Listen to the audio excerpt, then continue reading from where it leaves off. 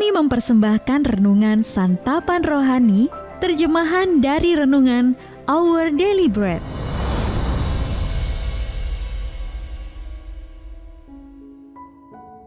Untuk menerima notifikasi video baru kami, silakan tekan tombol subscribe dan tanda lonceng di bawah ini.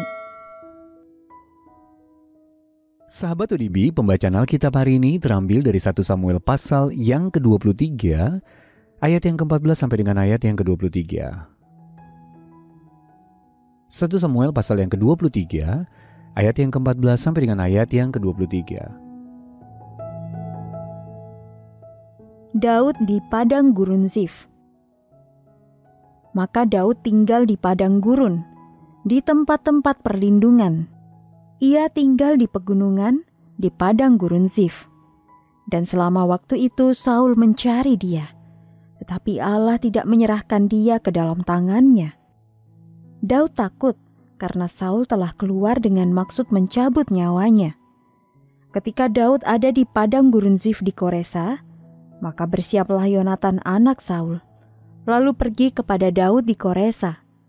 Ia menguatkan kepercayaan Daud kepada Allah dan berkata kepadanya, "Janganlah takut, sebab tangan ayahku Saul tidak akan menangkap engkau. Engkau akan menjadi raja atas Israel, dan aku menjadi orang kedua di bawahmu." Juga ayahku Saul telah mengetahui yang demikian itu. Kemudian kedua orang itu mengikat perjanjian di hadapan Tuhan, dan Daud tinggal di Koresa, tetapi Yonatan pulang ke rumahnya. Tetapi beberapa orang Zif pergi menghadap Saul di Gibea dan berkata, "Daud menyembunyikan diri dekat kami di kubu-kubu gunung dekat Koresa, di Bukit Hakila, di sebelah selatan padang belantara. Oleh sebab itu, jika tuanku raja berkenan datang, silakanlah datang. Tanggungan kamilah untuk menyerahkan dia ke dalam tangan raja." Berkatalah Saul, "Diberkatilah kiranya kamu oleh Tuhan, karena kamu menunjukkan sayangmu kepadaku. Baiklah, pergi, carilah kepastian lagi, berusahalah mengetahui di mana ia berada, dan siapa yang telah melihat dia di sana. Sebab telah dikatakan orang kepadaku bahwa ia sangat cerdik. Berusahalah mengetahui segala tempat persembunyiannya. Kemudian datanglah kembali kepadaku dengan kabar yang pasti, dan aku akan pergi bersama-sama dengan kamu. Sesungguhnya jika ia ada di dalam negeri, maka aku akan meneliti dia di antara segala ribuan orang Yehuda." Ayat Mas renungan hari ini terambil dari 1 Tesalonika pasal yang ke-5, ayat yang ke-11.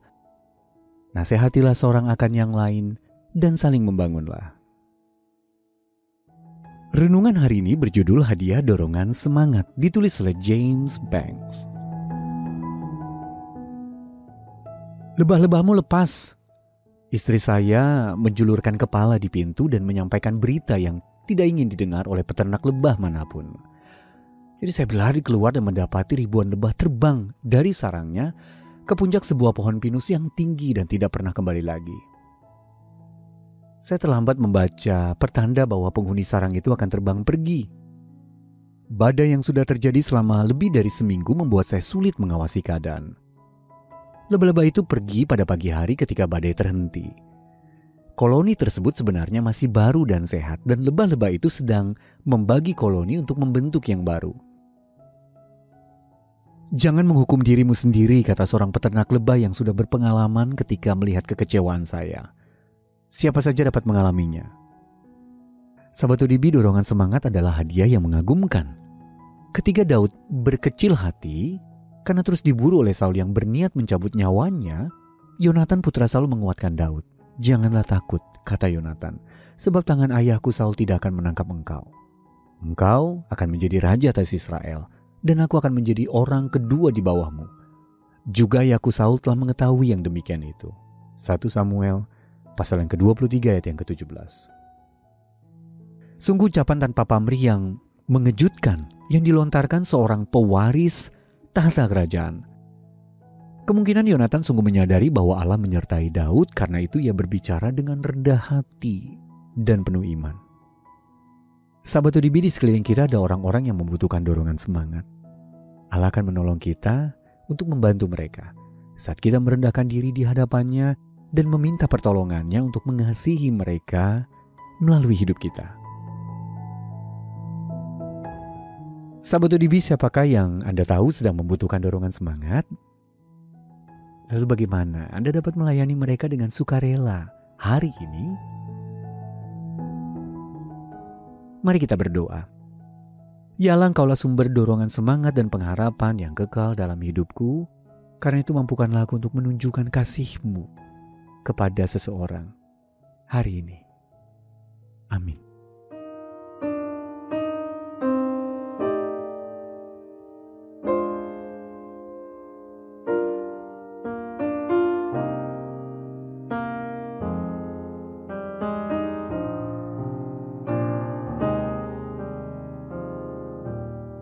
Ku tahu ya sedia jalan bagiku, ku tahu ya sedia jalan bagiku. Ku pandang dan ku mohon, malam gelap jadi terang. Ku tahu ya sedia jalan bagiku.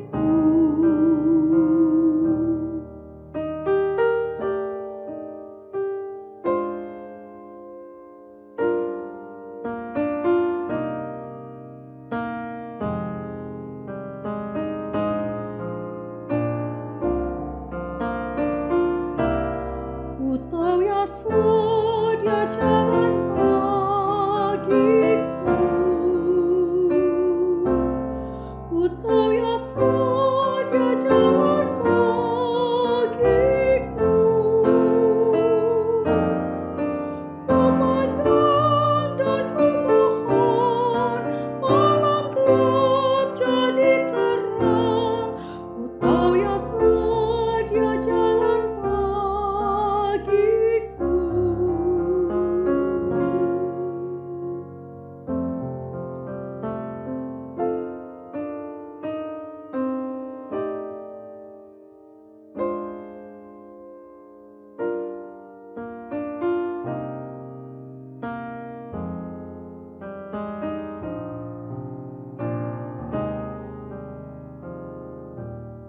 Ku tahu ya sedia jalan bagiku,